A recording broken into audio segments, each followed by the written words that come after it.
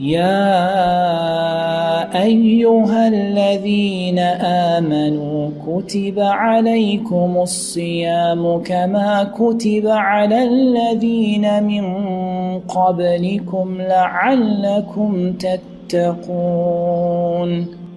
Allah Azza wa Jal said, the translation of which is, O you who believe, fasting has been made obligatory for you, as it was made obligatory for those who came before you, so that you may achieve taqwa.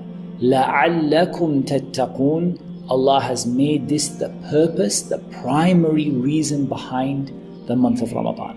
So the next natural question is, okay, what is taqwa?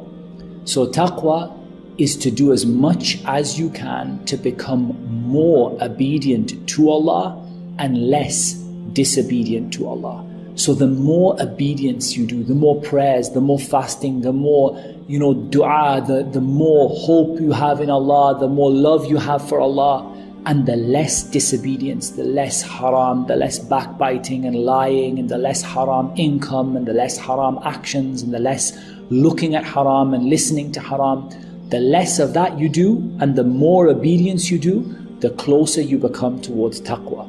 So Allah Azza wa Jal told us, لَعَلَّكُمْ تَتَّقُونَ. This month has been established for us and prescribed for us so that we can become more obedient to Allah and less disobedient towards Allah.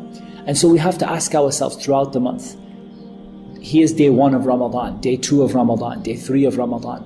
Am I becoming more obedient to Allah and less disobedient to Allah? And if that is the case, then we need more of the same.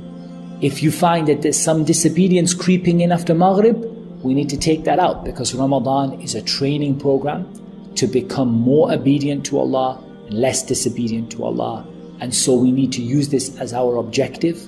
We need to walk through this month and go through this month with this idea in mind that we are trying to become trained to be more obedient and less disobedient.